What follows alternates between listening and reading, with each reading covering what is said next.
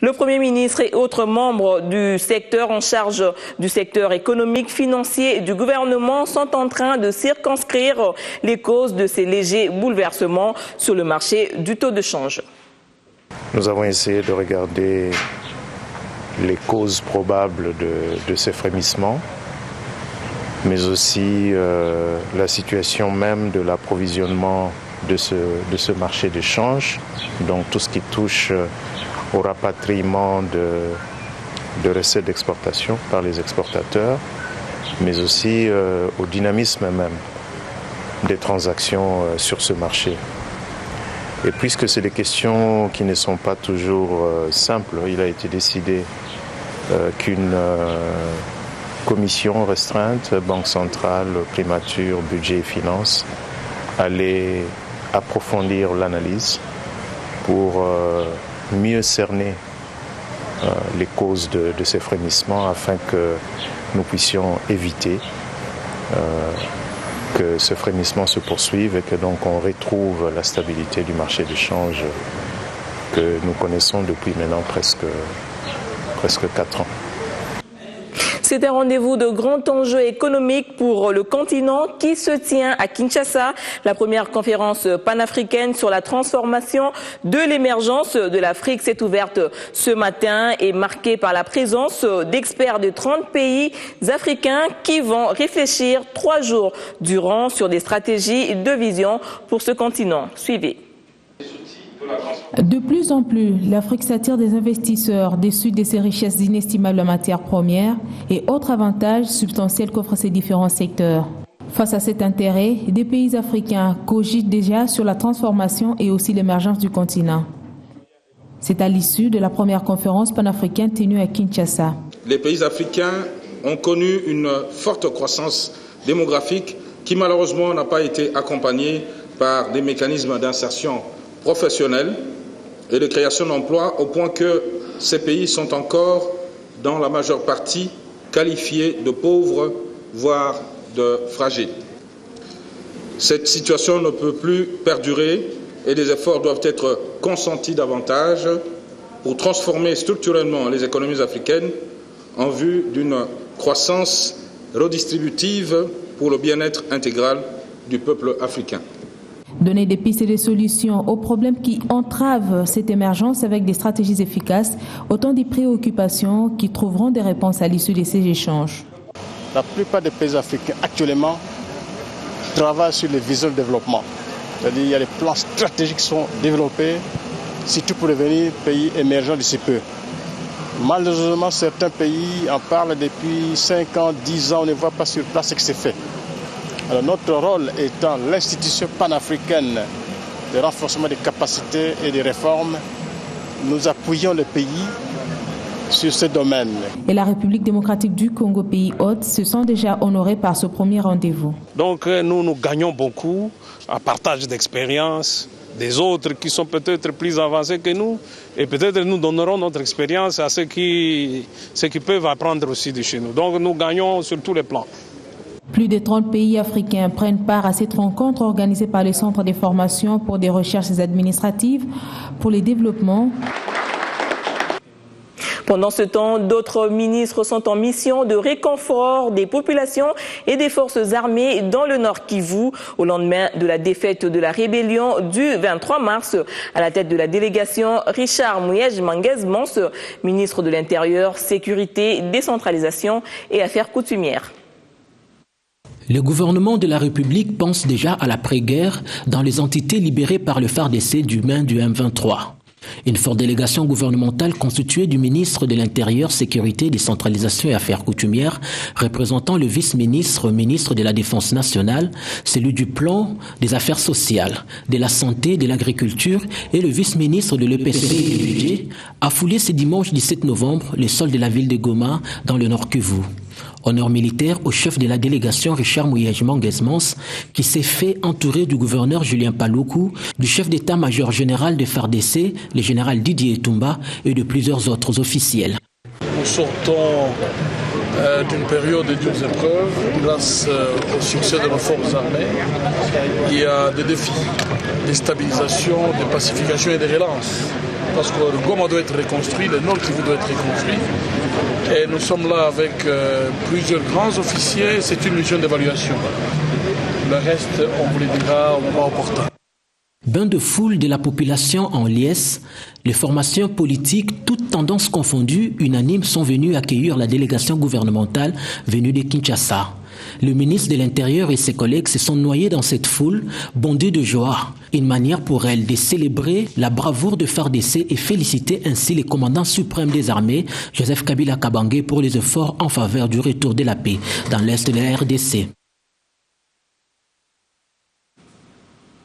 Quant aux à côté de leur mission, les ministres ont joui de la providence divine devant le crash manqué de leur avion qui a failli les emporter dans l'au-delà. Dieu merci, il y a eu plus de peur que de mal. C'est un aéroport d'Ndjili très mouvementé ce dimanche 17 novembre qui accueille une forte délégation gouvernementale à destination de Goma en passant par Kisangani, conduite par le ministre de l'Intérieur, Sécurité, Décentralisation et Affaires coutumières, Richard Mouyej-Manguez-Mons, pour une mission de réconfort aux vaillants FARDC après leur écrasante victoire sur le M23. Tous embarquent au bord du Boeing loué par la société Air Kansai.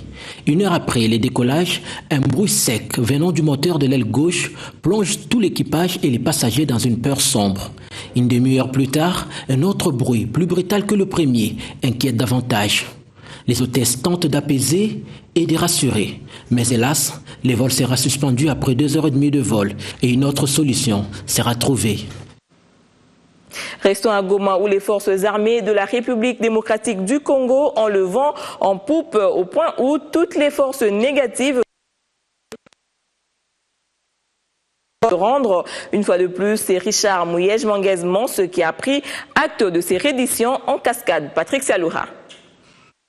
Ces derniers, à travers leur porte-parole, M. Isabayo Kabacha Ephraim, du MPA Nyatura, l'ont fait savoir ce lundi à la délégation gouvernementale qui séjournait à Goma depuis dimanche sous la conduite du ministre de l'Intérieur, Richard Mouyej-Manguez-Mons. D'abord, nous sommes très contents de leur arrivée parce que vous savez, la population du Nord Kivu a longtemps souffert. C'est une population qui vit directement dans une situation de guerre. C'est pourquoi quand on vient de recevoir l'appel de nos dirigeants, nous sommes obligés de les rencontrer pour leur dire le vrai problème qui nous a causé d'aller dans la brousse, surtout le M23 qui tracassait la population. Et voici que le M23 est fini. C'est pourquoi nous sommes appelés d'emboîter ces pas d'épée que nos dirigeants sont en train de chercher dans toutes les façons possibles. Ces groupes armés sollicitent auprès du gouvernement congolais la mise en place des projets de développement pour s'occuper de tous ceux-là qui vont déposer leurs armes. D'abord, la première préoccupation, c'est d'abord encadrer ces jeunes-là qui ont pris l'initiative de créer des groupes armés contre les M23. D'abord, c'est de 1. Et il y a dans ces groupes armés, il y a ceux qui vont accepter d'intégrer l'armée et la police nationale congolaise. Ceux qui ne vont pas accepter l'armée et la police, ils doivent être des civils, mais le gouvernement doit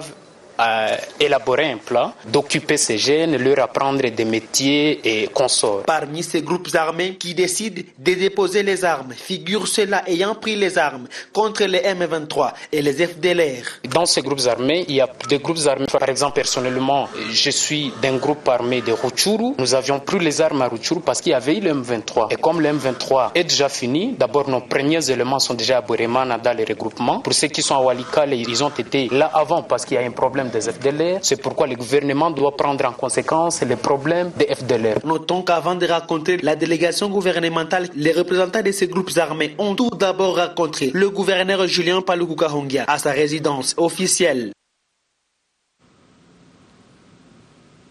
Des activistes de droits de l'homme s'invitent eux aussi au débat sur la préservation de la paix par le biais d'un atelier sur le thème « Implication des voix des communautés dans les stratégies compréhensives de production, plutôt de protection et de sécurisation des populations civiles dans les missions de maintien de la paix en RDC ». La protection des populations et le maintien de la paix en cheval de bataille des activistes des droits de l'homme de la République démocratique du Congo. Cette mission passe avant tout par le renforcement des capacités de la société civile afin de lui donner de la voix. C'est dans ce contexte que les activistes des droits de l'homme, réunis en association pour les Nations Unies en RDC, travaillent en séminaire atelier à Kinshasa.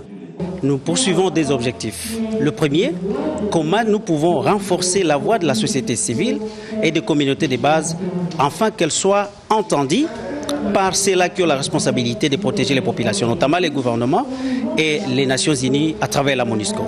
De deux, comment est-ce que nous pouvons développer nos propres capacités afin que nous soyons capables d'influencer les gouvernements, mais aussi les Nations Unies, l'OIA, l'Union européenne, pour que notre population puisse recevoir un service effectif de protection. Des thèmes en carrefour seront traités durant 2 jours en vue de l'élaboration et de la définition d'un plan et approche stratégique de plaidoirie, assurant l'implication de voix des communautaires dans la stratégie de protection et de sécurisation des populations civiles. Nous sommes ici pour faire des ateliers en partenariat avec l'ANU RDC pour savoir comment impliquer les voix des communautés qui sont affectées par les conflits dans les stratégies de protection de l'État congolais et aussi de la MONUSCO. Des assises qui se tiennent au lendemain du démantèlement du réseau de rebelles à l'Est, un signal fort pour la société civile de doubler des efforts dans le maintien de la paix et la protection des populations. Reportage signé Gabriel Mikoubou. Autre chose à présent, la cérémonie d'ouverture du congrès de médecins anciens de la faculté de médecine de l'université de Kinshasa a été présidée hier par le président de l'Assemblée nationale. Les participants réfléchissent autour du thème « La médecine d'ici et d'ailleurs, renforcement des compétences locales ». Reportage. Ils ont choisi le Salon Congo du Grand Hôtel Kinshasa comme site de leurs assises. Les médecins réunis au sein d'une association dénommée « Anciens de la faculté de médecine de l'université de Kinshasa » ont ouvert ce lundi le 2e congrès de l'AFMED Unikin. Le thème retenu cette fois-ci, la médecine d'ici et d'ailleurs, renforcement de capacités locales. Cette association permet de le faire revenir au pays. Mais il ne faut pas non plus négliger la part de Congolais qui sont sur place. Il y a des compétences locales aussi. Et donc, il ne faut pas seulement mettre le point sur les compétences qui sont venues de l'étranger, il faut aussi appuyer ou renforcer les compétences qui sont les compétences locales. Le président de l'Assemblée nationale à qui revenait de donner le go n'a pas manqué d'encourager l'AFMED. Voilà que surgit, au moment où la République est en train de réorganiser les fondamentaux, voilà qu'au moment où nous sommes en train réellement de mettre fin, une fois pour toutes, à la guerre, et donc ça sera un moment de reconstruction, des médecins congolais et leurs amis, camarades, collègues étrangers, vous organisez afin que ce savoir puisse être réapproprié par les médecins congolais et servir les populations congolaises. C'est de l'intelligence. Les travaux de cette structure, regroupant le médecin congolais et d'autres nationalités, œuvrant en RDC comme ailleurs, vont se poursuivre jusqu'au 22 novembre prochain. Autre rencontre, la Cour des comptes a ouvert hier l'atelier de représentation des rapports des audits 2012 afin de permettre à cette institution de communiquer à travers les médias et améliorer l'élaboration de son travail. Des assises organisées par l'Institut Panos Paris, appuyé par le programme Interbailleurs Médias pour la transparence en République démocratique du Congo. Face aux exigences de redevabilité et soucieuse de combler les déficits de communication, la Cour des comptes de la République démocratique du Congo tient à changer le fusil d'épaule. Devant les chevaliers de la plume, le cadre et agent de l'État, le membre de la société civile, le membre du bureau de la dite Cour vont débattre durant 2 jours sur le rôle, la mission et la structure de cette institution d'appui à la démocratie. L'importance de cet atelier est simple. C'est faire connaître la Cour des comptes aux participants, dont le rôle, la mission, les structures, le cadre juridique et la réalisation de la Cour des comptes. C'est ce qui nous a été demandé d'ailleurs de communiquer. Et nous avons dit que le rôle de la Cour des comptes est de faire respecter et de faire promouvoir l'obligation de rendre compte. Cet atelier va permettre aux participants d'accompagner la Cour des comptes de la RDC à mieux remplir les différentes tâches qui lui sont assignées. à voir un peu la façon dont les choses se passent, nous nous disons que la Cour des comptes ne fonctionne pas normalement. En tout cas, j'aimerais qu'on puisse rectifier les tirs parce que c'est le poumon des finances de notre pays. Mais si le travail n'est pas accompli comme il se doit dans cette Cour des comptes, nous allons comprendre pourquoi tout est en baisse dans notre pays. Pour rappel, la Cour des comptes de la République démocratique du Congo a été instituée depuis la charte coloniale du 18 octobre 1908. Festivités de fin d'année et panier de la ménagère, c'était mentionné au sommaire. Du poulet en provenance de Daipen inondera le marché d'ici à décembre et le ministre de l'Agriculture et Développement rural en a reçu les assurances sur le lieu même de l'élevage. Le gouvernement de la République a lancé depuis le 9 mai dernier un partenariat du type public-privé en vue de stabiliser la production agro-pastorale du nouveau domaine agro-industriel présidentiel d'Nsele Daipen. Son comité de pilotage qui implique étroitement le ministère de l'Agriculture et du Développement rural, de Finances, du portefeuille, de l'industrie, de l'économie, des affaires foncières ainsi que la présidence de la République a été en réunion d'évaluation de l'exécution du projet après une visite du site. D'un coût de 88 600 000 $ sur finances du gouvernement, cette ferme qui va compiler l'élevage à la production maraîchage des animaux bobétales a démarré sous de bons auspices avec un partenariat israélien. Il s'est déjà mis à l'œuvre pour honorer la promesse de fournir d'ici la fin de l'année le marché de Kinshasa en poulet de chair. La réhabilitation exige un matériel important que nous ne produisons pas au pays. Le gouvernement a pris l'engagement de produits à manger que la République va diminuer à partie sa dépendance dans l'importation de poulets de chair. S'agissant des problèmes fonciers, le comité de pilotage a décidé qu'une mise à demeure soit donnée à tous ceux-là qui ont osé sans droit ni titre faire l'occupation des fêtes, ils n'ont pas de droit à superposer des titres sur ce terrain. De Mbujimaï à Kinshasa, Alphonse Ngoï Kasonji a choisi la capitale pour rejeter les allégations selon lesquelles il spolierait la concession de la minière de Bakwanga au profit des tiers, suivant la version des faits du gouverneur du Kasaï oriental. Face aux allégations l'accusant, lui et le ministre des Affaires foncières, de spolier la concession minière de l'Amiba, l'heure était venue pour le gouverneur du Kasaï oriental de s'expliquer. Et c'est à travers un point de presse organisé samedi qu'Alphonse Ngoï Kasonji a tenu d'abord à différencier une concession minière de celle dite foncière. Il faut qu'il y ait une différence claire entre une concession minière et une concession foncière. Il s'agit ici d'une concession foncière. Parce que les gens ont toujours tendance à confondre. Quand on parle de dossier, le ministre et autres, donc on pense qu'il y a le diamant, on est allé lotir là, dans la concession foncière de l'Amiba. Non, minière de l'Amiba. C'est une concession foncière. S'agissant de ce cas, l'État aurait le droit de récupérer la concession en cas de non mise en valeur. Si cette terre-là constitue un foyer de détention, par exemple pour des concessions foncières de l'Amiba, plusieurs fois on a enregistré des cas de tuerie. On tue les gens là-dedans. Les travailleurs de l'Amiba, la population, elle est tuée là-bas. Donc, si vous ne mettez pas en valeur une concession foncière, l'État est en droit de reprendre. Alphonse Ngoï Kasonji a glissé quelques mots de sport en parlant de Sanga Balende, l'équipe qu'il dirige.